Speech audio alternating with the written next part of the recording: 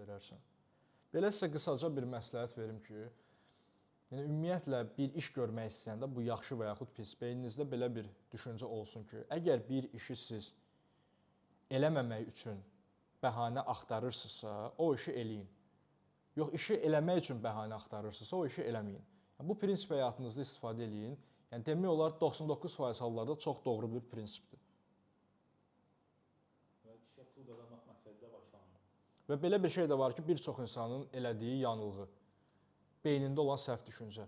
Bir işə pula görə başlamaq. Əmin olun ki, yəni pula görə başlamaq bir işə çox səhvdir. Əsas olaraq bacarığa fokus olmalısınız.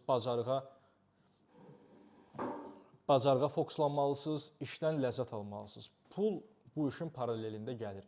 Fərqi yoxdur, hansı sahə olur olsun, əgər siz o işdə yaxşısınızsa, peşəkarsınızsa, onsuz da pul qazanacaqsınız.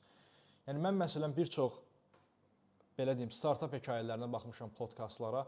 90% adamın dediyi, əsas da komanda şəklində işləyən adamların dediyi odur ki, yəni o qədər işləyirdik gündəlik ki, yəni bir gün aylıq gördük ki, artıq yəni startapımız bizə milyonlarla dollar qazandırıb. Yəni özümüzə dedik ki, nə edək indi bu pulla?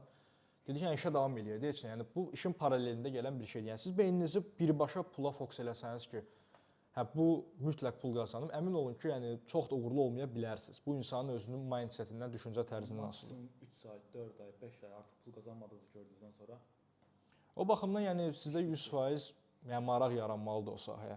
Yəni beyninizdə o yaranmasın ki, yəni mütləq mən pul qazanmadım, alınmadı. Həmişə belə fikirləşin ki, istər hansı sahə olur olsun həyatda, istəyirsiniz, yəni hal-hazırda aylıq 100 min dollar qazanın.